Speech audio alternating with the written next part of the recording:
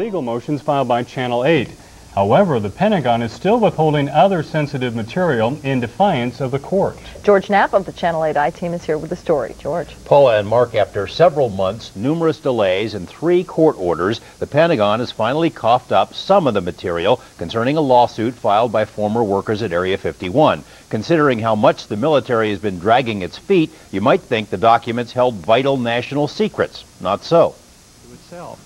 And by that I mean that they're saying that they can classify evidence of their own crimes. Law professor Jonathan Turley represents former Area 51 employees who say they were exposed to toxic materials at the base. The military has contended the lawsuit can't proceed because it would endanger national security to reveal anything about the base, including whether there's any paint or jet fuel stored there. Channel 8 News asked the court to unseal transcripts from the trial, transcripts which had no reason to be sealed in the first place. Then why is the hearing being concealed? And the answer is the oldest answer in the book. The government's embarrassed. It doesn't want the public to know what it did behind closed doors. The Pentagon reluctantly released hundreds of pages from the trial, including copies of an Area 51 security manual, which teaches base security officers how to lie to the public. The manual confirms that Area 51 has its own swimming pool, tennis courts, and corner bar. Also released was testimony from base workers who witnessed exposures to toxic chemicals. But the most important material requested by Channel 8 and ordered released by the court is still being withheld. When and if it is finally released, the material could show the extreme lengths the government has taken in order to hide evidence of its own crimes. And frankly, it's bloody ridiculous for the government to continue to reinterpret orders and delay the release of information. We are not going away.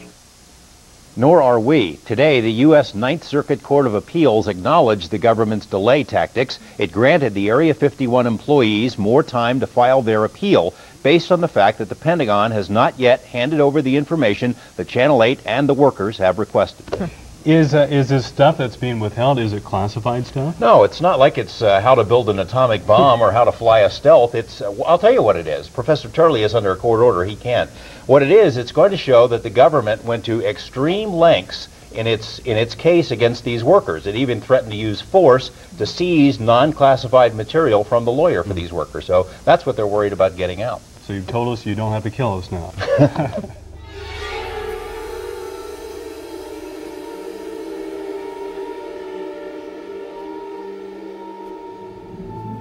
The reason these debriefings are being allowed to go public is because President Bush's Director of National Intelligence, Admiral J. Mike McConnell, signed an order to make it so.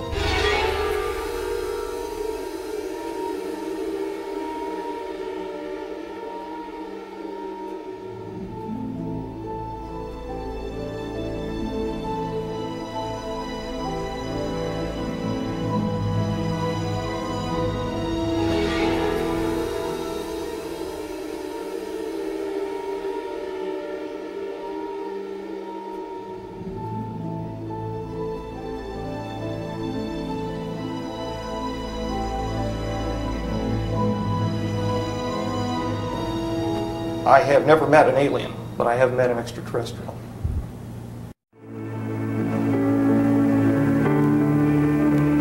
In the vastness of the cosmos, there must be other civilizations far older and more advanced than ours.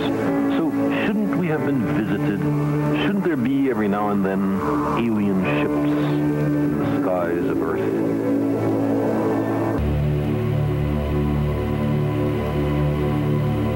I occasionally think how quickly our differences worldwide would vanish if we were facing an alien threat from outside this world. And yet, I ask you, is not an alien force already among us?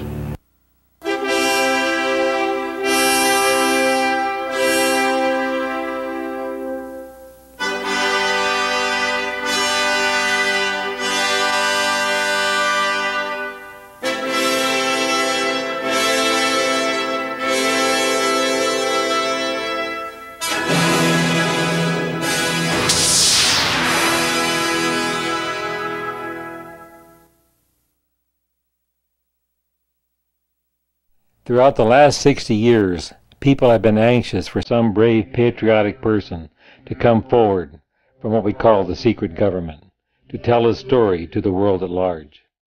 At last that hope is being fulfilled by a young scientist, a microbiologist, who has worked for the secret government his entire adult life. He was recruited in 1986, when he was only 22 years old, to help other government scientists to work on various black projects, including defensive biowarfare protocols for soldiers in Gulf War I. He has been allowed to enter most of the secret laboratories that are part of the U.S. arsenal: S4 at Groom Lake, Dulce at Los Alamos, Brookhaven, Lawrence Livermore, to name a few. These interviews have taken place at various secret locations around the Las Vegas area. This information has been reluctantly sanctioned by what is known as Majestic 12, a group that President Truman assembled in September 1947 to deal with the known alien presence as a result of the Roswell crash. Live aliens were recovered, as well as other visitors, through the intervening years. Majestic 12 has been concealing this information until now. Dan Burisch is anxious to tell his story. This series of in-depth interviews has started the process. The Internet has been very beneficial in helping to tell his story. However, there is nothing like seeing him in person, tell his adventures in minute detail. I just prefer it be more of a conversation rather than the other makes me feel as though I'm testifying. And as long as we're in a closed session, so help me God.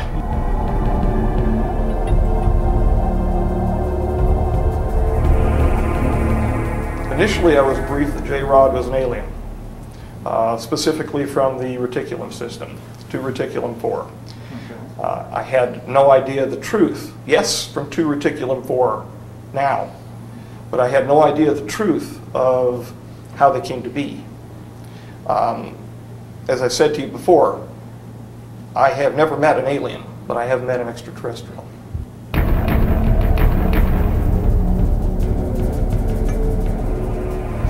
From what I understand, there's currently a 17-16 split. This is mostly rumor around the community to forward a public acclamation program having to do with the Majestic 12 and the overseeing committee, the old 5412, which is now basically called the Committee of the Majority, as far as I'm told. How ancient? Sumerian?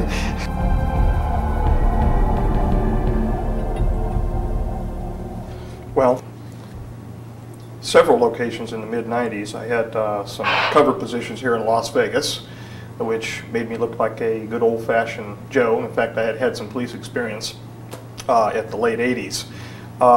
You're probably centering your question around work for the government.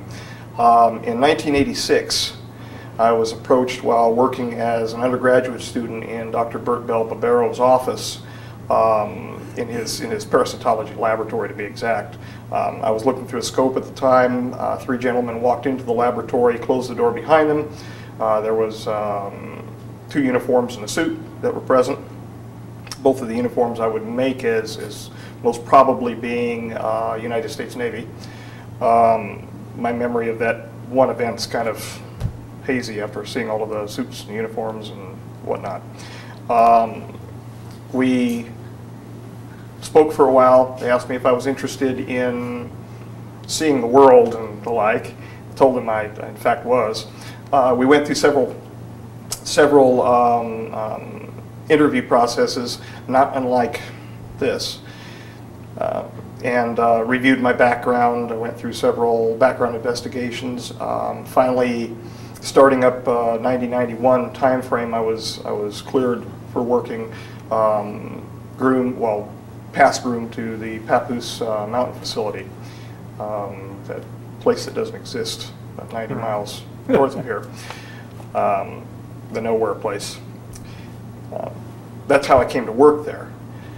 My original assignment was at the Groom Lake facility to review histopathology slides And I went through nearly a year's testing and then was basically let loose for a year, and I heard no contact from them. After that, I was brought back in and shown some higher grade slides of unknown origin. Following that, I was introduced into a working group and subsequently brought into the Papoose facility, the Site 4 facility. We worked for well over a year on slides of unknown origin. After I took a minimum leadership position under several of the other biologists who are already present, most of which are now deceased. You know the names of those individuals. I was then introduced into the level 4 or 5 facility. And so what we did is introduce the new members, myself amongst them, into the clean sphere area, and we were eventually shown the subject for which we were examining the slides. The slides were unusual in that they were in pressurized cells, and they were reviewed by us on a conveyor with a completely automatic microscope. We weren't touching anything. We'd give verbal commands. At the second instance, we were finally allowed to have a VRML, like keyboard, for examining the slides. And I digressed, but then working with the J-Rod itself in the ambassadorial suite or the clean sphere suite. Yes, yes. Initially, I was assigned as a working member of Project Aquarius. Then finally, I was made an assistant working group leader. And then mysteriously, after one meeting with the J-Rod, I was asked to take the working group leader position. I didn't find out why I was asked to take the working group leader position until, well, within this last year. I never understood it because Stephen was older than I. He was my senior not only in ability but in age, and I would have never figured being advanced above an individual like that in ranking within a working group. And in fact, I never considered myself above him. We worked together. I found out subsequent to interactions with the J-Rod. And again, they have personal names. The term J-Rod simply means 15, which was a basing name for where they're located, the number of light years from our location. So they took those names. And they identified through the Sigma protocols, the linguistic protocols, with a rod symbol, which was an inertia symbol, and the letter J.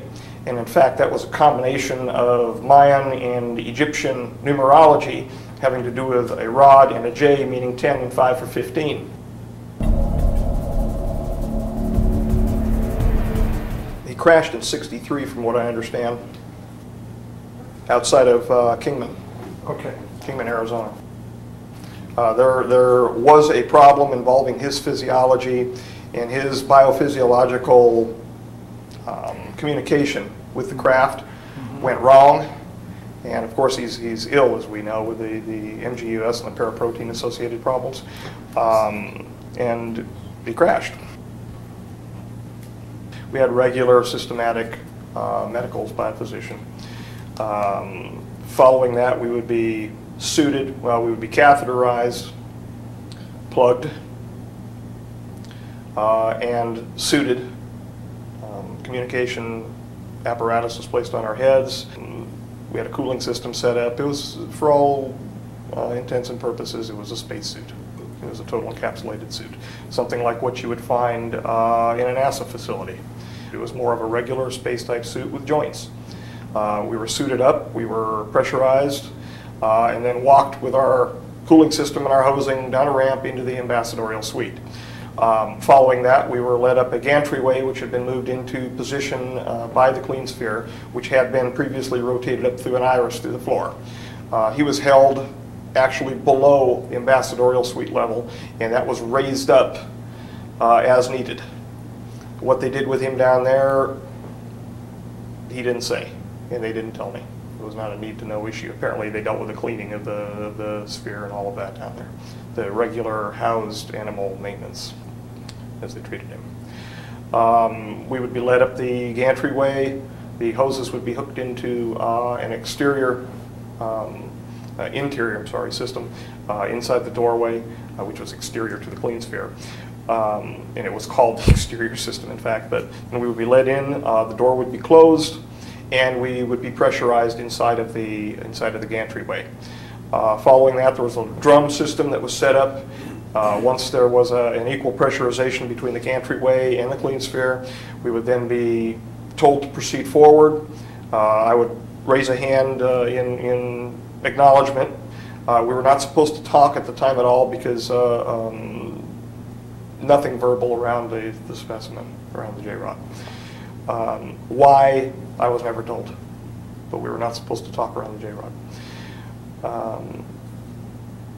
I moved the drum system and re-hooked a secondary set of hosing inside the clean sphere, checked the pressurization, and once that was done, the door to the clean sphere would be closed behind me, and I would presume that the pressurization remained the same in the gantry-way.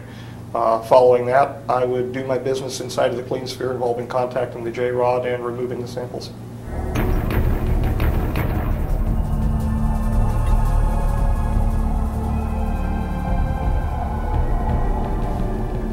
My original feeling was I was looking at a giant insect. It's the best I can just off the cuff.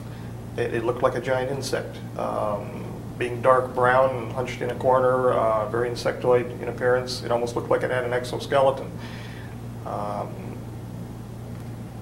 felt afraid inside because I was always told that monsters weren't real.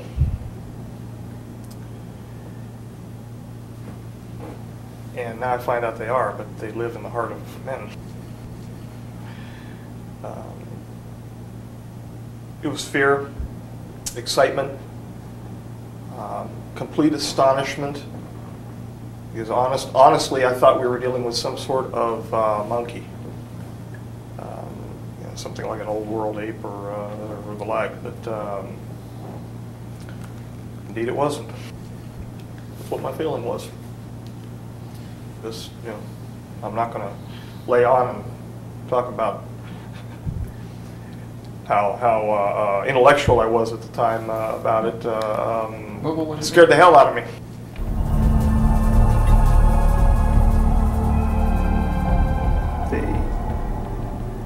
The gentleman with which I was associated was approximately 3.5 feet tall. He had a dark brown appearance, very ruddy appearance to his skin. He was in a highly pressurized clean sphere. He exuded glycoprotein-like material through pores on his skin, which was associated with the neuritis, the neuropathy that we were dealing with. 3.5 feet, large head in comparison to torso. So the ratio of the cranial to the torso area would be larger than in what we would call a modern human being. Large, bulbous black eyes. The whites of the eyes had been selected out. So it looked like large pupil, basically. When you look into his eyes, you feel like you're going to fall into his eyes forever. And I think that probably had something to do with the telepathic nature of his mental structure. Large arms, 4 very thin, sinuous fingers, nails. His feet were unusual in that his plantar area had a very large knob underneath what we would call our heel. His facial features were grotesque in comparison to what he showed me what normal would be. He was bilaterally symmetrical to the extent that the disease process was not changing his facial features. Nose was recessed, not a nose like we have, but basically two opercula, 2 orifices. An extremely small mouth, a hard palate, no teeth. His musculature, again, it was suffering from the problem at the myoneural junction. We were removing samples to attempt a treatment, a full diagnosis and a treatment for a paraprotein-related monoclonal gammopathy of uncertain significance type disorder, which had various attributes to it, among which were a cocaine type presence to the J-rod, cocaine syndrome type presence, and certain genetic issues involving chromosome 5 and 17, which led us to Charcot-Marie tooth disorder, and their glycoprotein, their antifreeze glycoprotein problems. They were essentially they were losing heat because of the problems at their axillemal ridges. They were not transmitting the energy, something like a dystrophy. And when the action potential goes down a nerve, well, their action potentials were dying at the synapse. He wasn't forming plaques. He was simply demyelinating, repairing the demyelination area with the immune system. They've got a cell-mediated immune system, humoral system, just like we have. The cells are different. They've got Philopodia, but very strange looking blood-like material.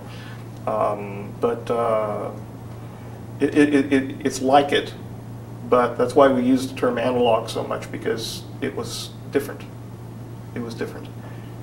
He was hunched over most of the time, could not support himself fully, given muscular atrophy, and that had to do with the peripheral neuropathy in which he was suffering. So he would grunt and move toward me almost in a flopping fashion. Feet were large in comparison to what we would say our feet would be. How many toes? He was unclothed 4. 4. And he was unclothed, which bothered him. He wanted to wear clothing and was refused in every turn. Called himself captive, and justifiably so.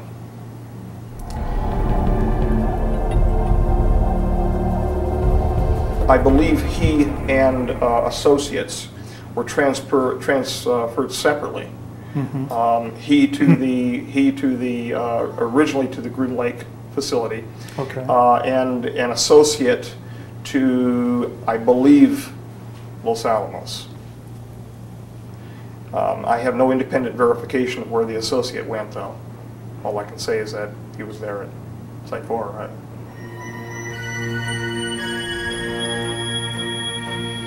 There was a very specific procedure. After we would be brought in with our helper biologists, there was controlling helper biologists, those in the gallery, and then the introduction specialist, which was myself on a number of occasions. We entered the clean sphere through a large series of protocols involving pressurization and compartmentalization, no pun intended, until finally we were pressurized in fully encapsulated a TEC, a TES, total encapsulated suit, for entrance into the clean sphere. Once we were pressurized and entered into the clean sphere, well, I should digress, we had a medical evaluation and all of that first. But they ceased doing that after a couple of medical evaluations. It was more just interested, let's get you in and get the work done. I would enter into the clean sphere, and I was not supposed to communicate with the J-Rod at all. I was not supposed to know his name. The reality is we were communicating from the time that I entered into the ambassadorial suite external to the clean sphere, talking back and forth freely. I could hear whatever he was projecting at me from thought, and he could very clearly hear what I was thinking. I say hear meaning perceive. I was supposed to stand over by a hologram projection system, which was run as like a teleprompter system over to my right, that would be run inside of the clean sphere glass. Hold my hand up and mimic certain signs. And it became a joke. It really did. It became a joke. Those folks who were watching from the gallery running the show thought that I was standing there and mimicking the signs, and this was the only communication underway. They perceived on the day that the approach, the close approach that he made, the grabbing incident that he did with me, they perceived that there was a communication that occurred. So I began getting questioned quite extensively whether or not he in fact was communicating with me, because he had promised not to, apparently, with the Sigma unit. I alluded to the fact that there was conversation underway, but I didn't talk about what it was until, of course, I was caught in my research protocol forwarding ideas that were somewhat different than what they expected, where they expected my private research was going to go, and this is much later. And at that time, the deal was brokered to find out about the doctrine for the convergent timeline paradox. I told them a little bit about what he showed me, a little bit, and they told me a little bit about the DCTP.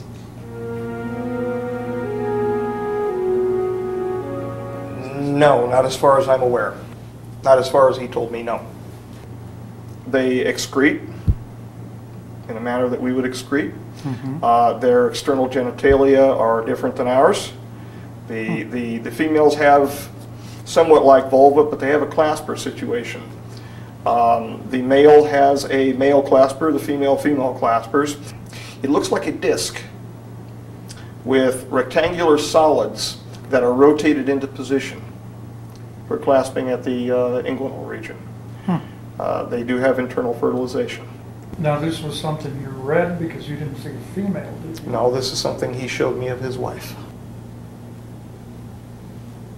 Yes. And how was that image presented to you? Did it appear... I was inside the image. You were inside the image? That's what it felt like. Like virtual reality? Yes. Everything that he showed me when this was the incident. When he projected it into me, it felt like I was there. Mm-hmm. My sensations were heightened. Quite extraordinary.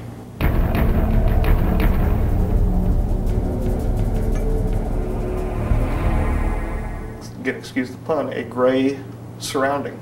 Very, very dull, drab surrounding. Almost like a concrete evacuation center. Where you'd have evacuation zones underneath the hotels in case of mass casualties or mass disaster, where it was a very clinical environment. He was extremely depressed. If we were to term him human, I'm not a psychologist, but I think he would be termed as clinically depressed. He wept, but he didn't weep outside. He wept when he was with me.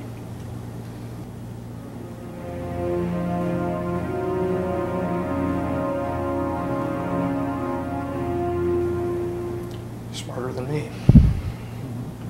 He was smarter than me by a long range. Does he have a wide range of knowledge? The mathematics that he showed me blew my mind.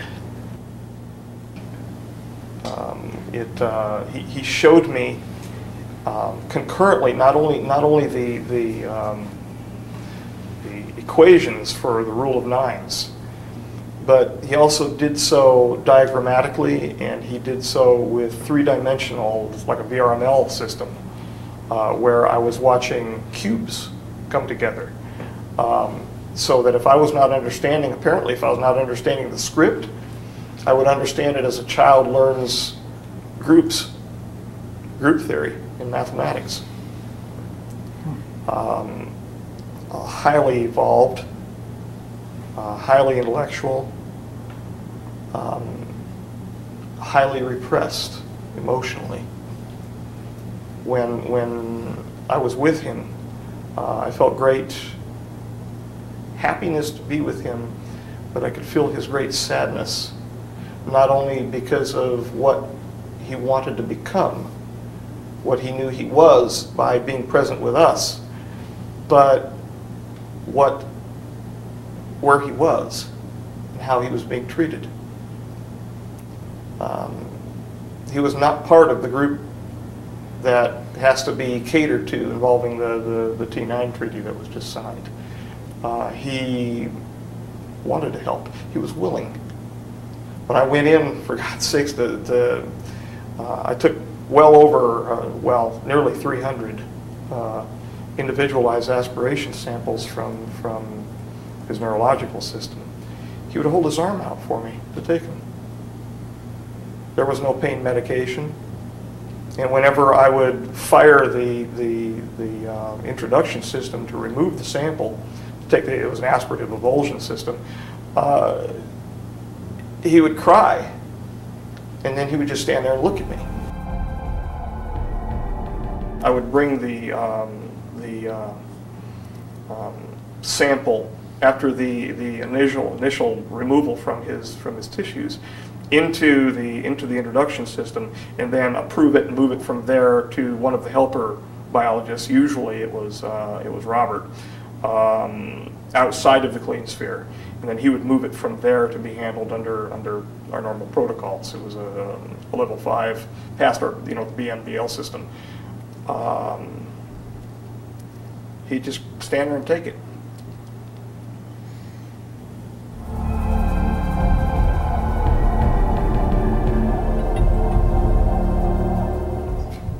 Feet.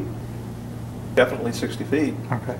So 60 feet from the center of the clean sphere to the introduction ramp going down into the ambassadorial suite. So at least 60 feet.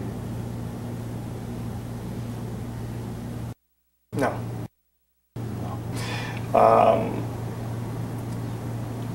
I could tell that it was somebody other than me, and I could tell because I felt drawn toward the subject that was sending the communication. When the J-Rod spoke with me prior to the bombardment of the images, it was something that was part of me, but not part of me. I actually felt non-resident for a moment. It was almost an OBE type feeling. And then I could feel myself pull back and experience the sound. It was physical. It was more real than touching an object. And that's the only real time that I felt anything, more physical than physical. If he was upset, I could feel his pain. It got to the point where, as I was doing the needle introductions, I could feel what he was feeling. So as I would inject the needle under the integument and find my proper location prior to removing the sample, I could feel the needle entering him.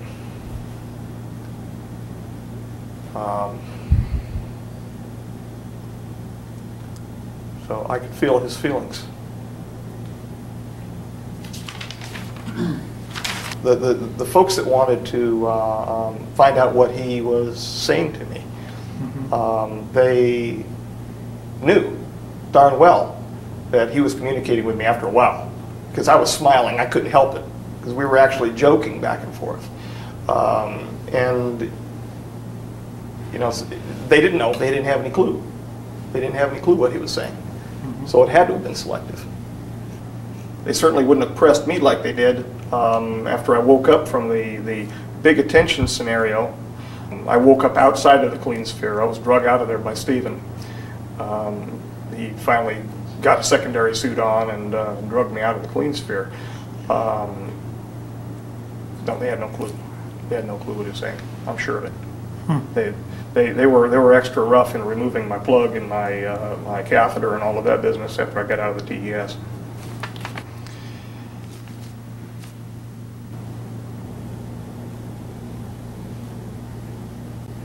It's multifocal. There's several reasons. The largest reason is not the most important reason. The largest reason from a personal perspective is to step out from under the Black Ops community and retire. I'm ready. I told you before, I can see myself walking along a pond and not being bothered by anybody except for maybe a bird here or there, and taking a sample and just taking my time and looking at it for fun.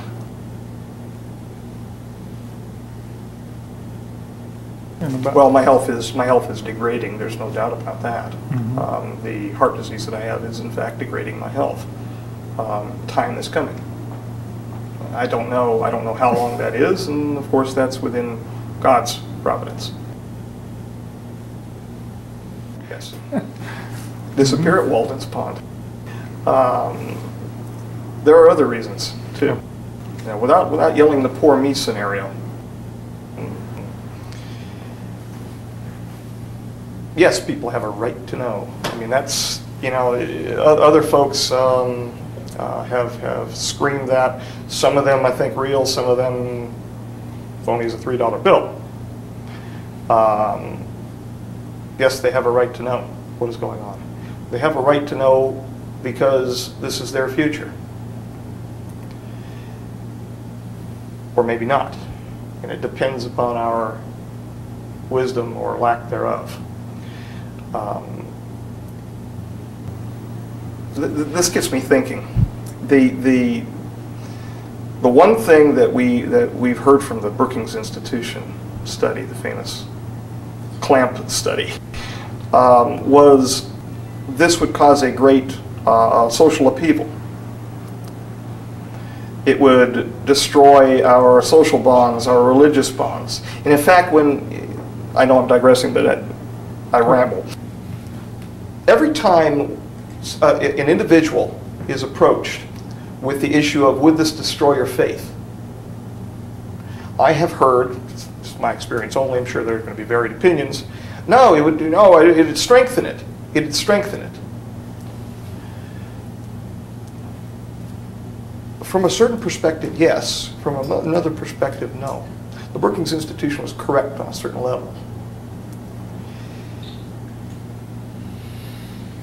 Suspend disbelief for a moment and walk with the idea that this is real. That the ruins that are present on the moon and on Mars, the ancient temples, were in fact, and are in fact, the gifts of our own progeny. Can you imagine what is going to happen when those temples, which were prayed to as the gods, are found out to be nothing more than the creations of men, that the men themselves were those who were being worshipped? Will fall headlong into the pool of Narcissus.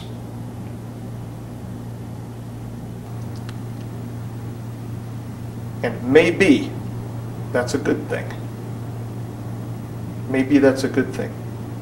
Maybe we'll find truth, love, God, in something other than buildings and stones and marble.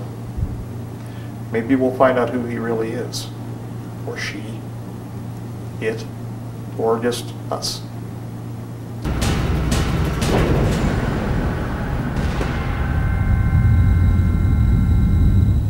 You want an experience of Site 4, watch the Andromeda Strain. Right. Except for there's a little more color inside of Site 4. They've got a nice orange stripe on the wall, and they've got a red and blue stripe on the floor, which gives you general directions depending upon the floor you're on, and you can't move without getting stopped anyway.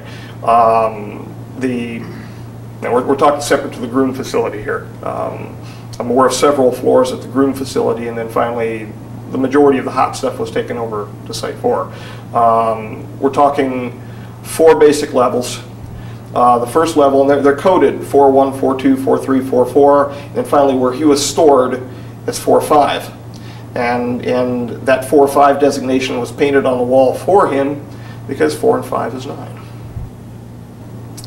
That's why, in fact, they built 9 hangars on the Galileo and Sidekick levels, the 4.1 level.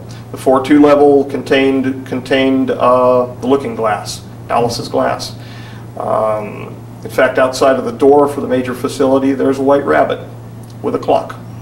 A very large, it's a statue that's probably about that tall, and it's held above the doorway. It's wired above the doorway.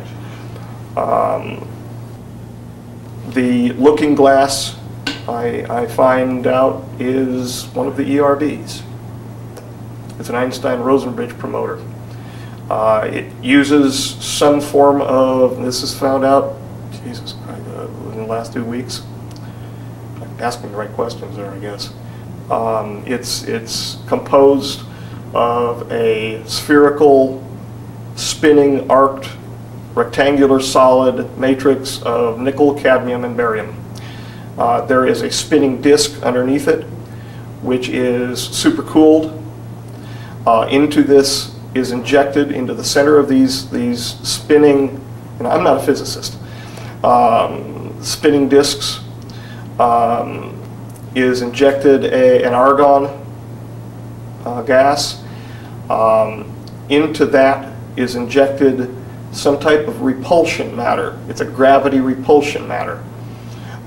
They are obtaining the gravity repulsion matter from the heavy materials that have been obtained from the J-rods, the 115 variety material. And apparently when they bombard it with enough electromagnetism, this stuff repels gravity and it turns into some sort of exotic matter.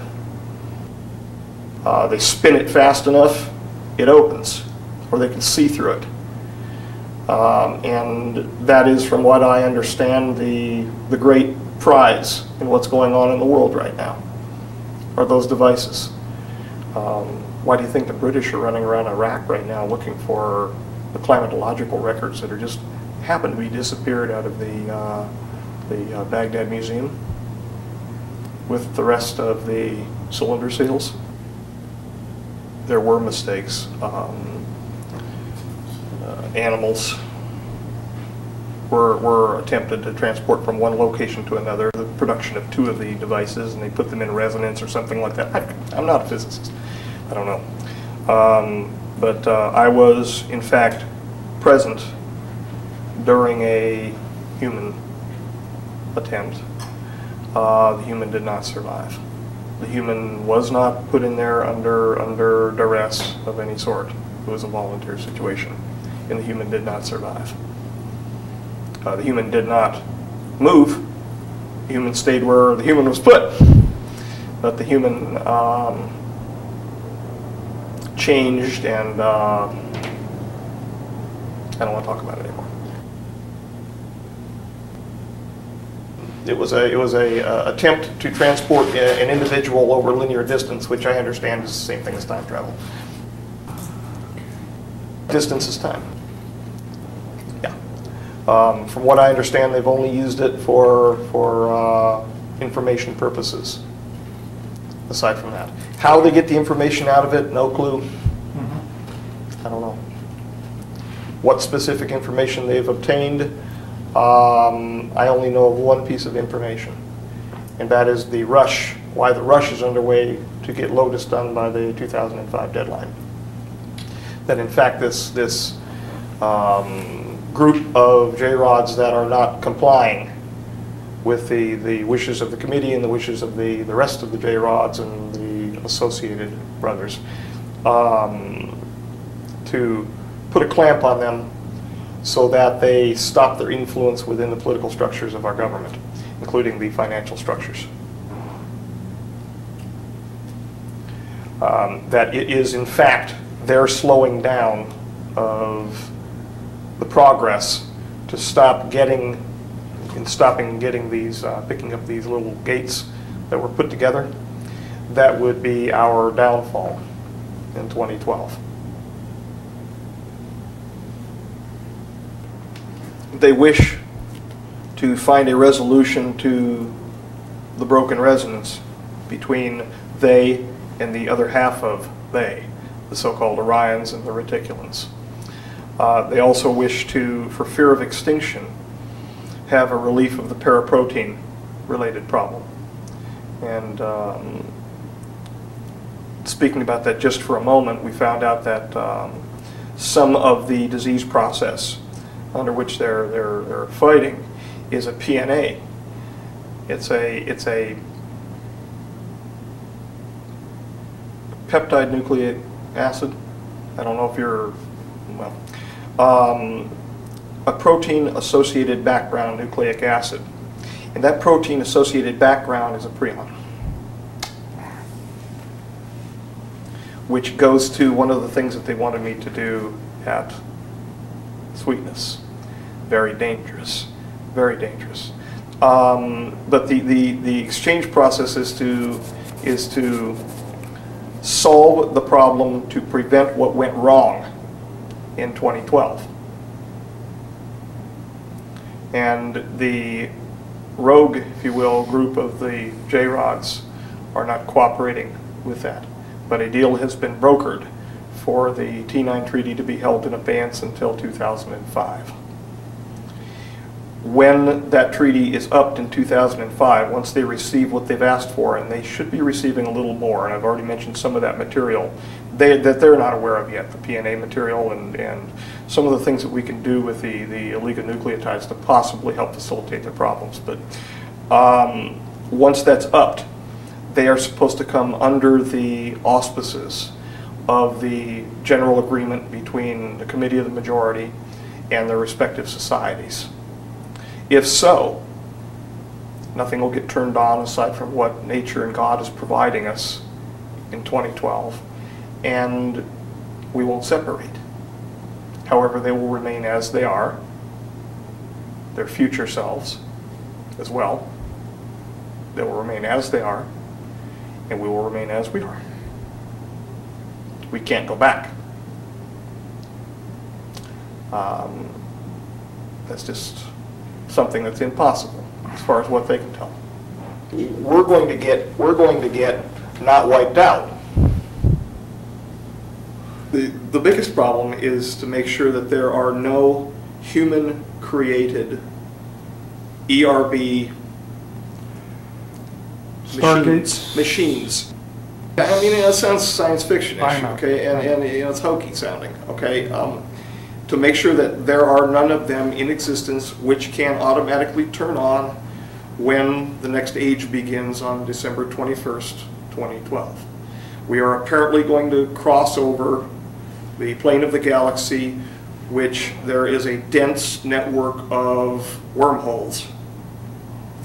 There is supposed to be some sort of enlightenment, whether or not that's the Christ event, or whether that's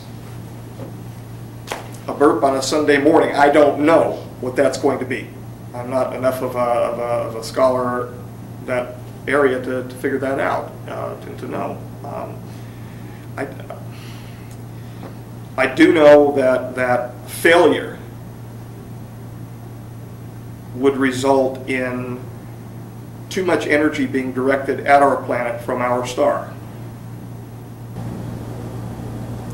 And hence my interest in looking at the pretty pictures above the sun, the growing of the sun. It's the pace at which these unusual forms are being produced is increasing.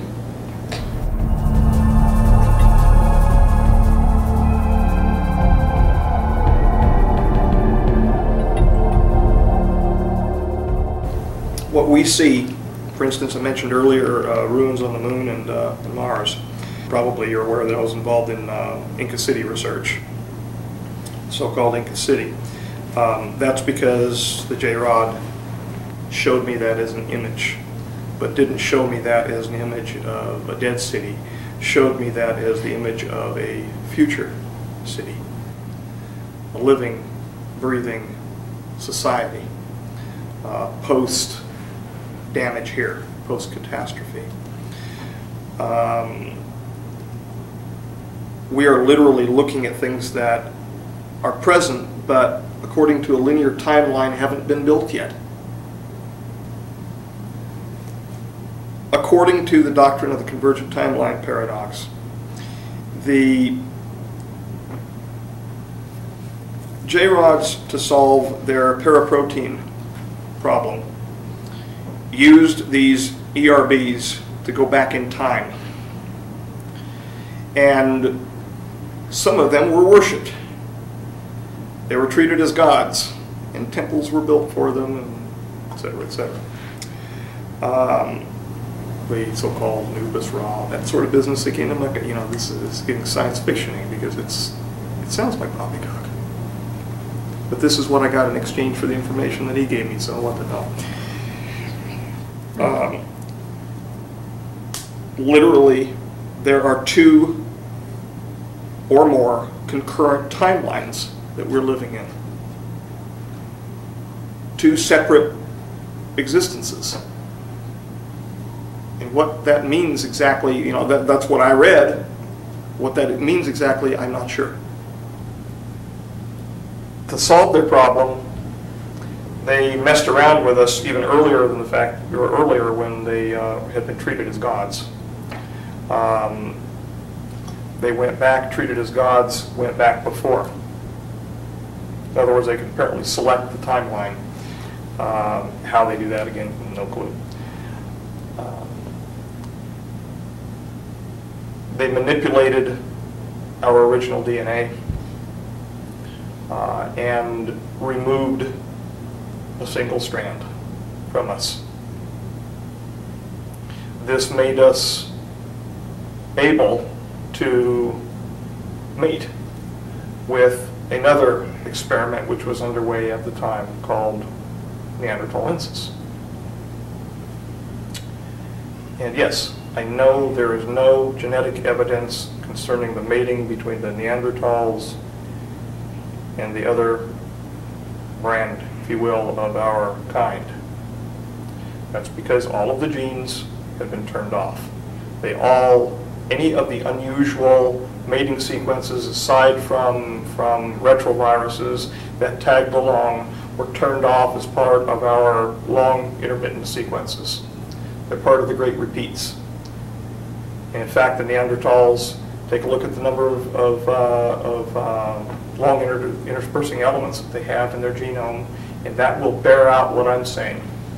There are a number of nodes on the planet, what I'm understanding, that naturally are sensitive electromagnetically, I don't know, okay? They're naturally sensitive to the space through which we pass.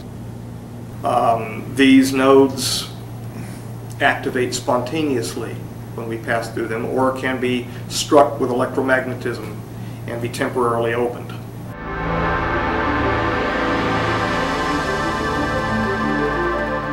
One they're trying to put, well, they have been putting, in fact, Saddam did put 2 of them together in Iraq, which conformed to the ancient cylinder seals, which are now missing from the library or the museum in Baghdad.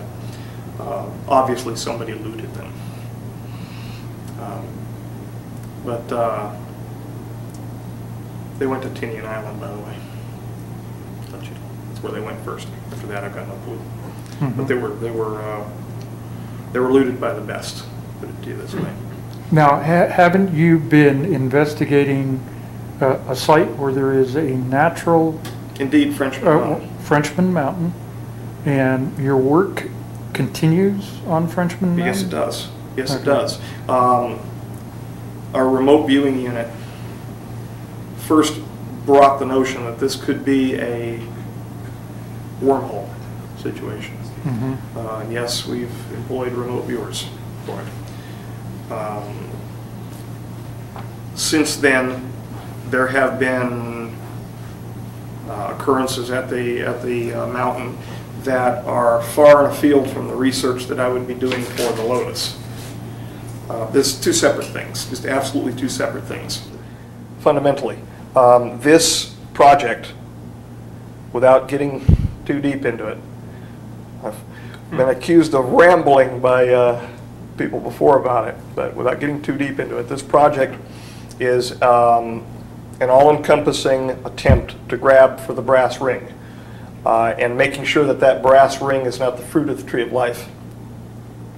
I'll grab just until we get to that point. Aside from that, I'm not going to try to barge my way into past the East Gate of Eden. The people who do that get hurt. For millennia, we've conceived of the supernatural and that supernatural's interaction with humankind. What we are seeing in this project is that it's not so much supernatural, it's natural, and it's been there with us all along, and we just haven't taken the time to look. In fact, our procedures have been mutually exclusive. Laboratory procedures have been mutually exclusive to find what we found. They would destroy or mask over the process that we're now beholding. These particles have the ability, in essence, to bend light. It's masking. The closer it gets to it, the more it masks. So if it passes by it, it looks like it. And then when it gets within close proximity, the wolf in sheep's clothing steps out and it does its business. Meanwhile, the average investigator, biological investigator, has ceased looking because the protocol has moved on. He or she has scanned a slide and has seen two eukaryotic cells and has moved on. I would be very happy and very relieved to feel as though I was responding to the elected government of the United States of America with what talents God's given me. I'm responsible to the people of the United States of America. The nature of the information to which I'm privy is sensitive enough that the full disclosure of that information would have to be done in an appropriate location and under appropriate circumstances. Certain military application information would have to be done in a closed session milieu for the national security. The Congress knows it's not in control. They know that this is a train, a wild train out of control. And they want that control back. They're not stupid. They know that there are things that are going on down the hall from them that they can't fathom.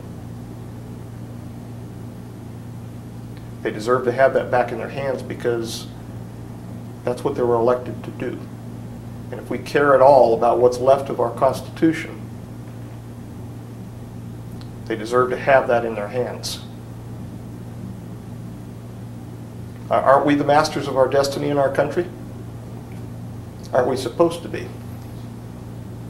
Yes, sir. Supposed to be. I would like to tell our elected government what we're doing under the appropriate circumstances, because there are military applications that need to be handled in a very careful manner.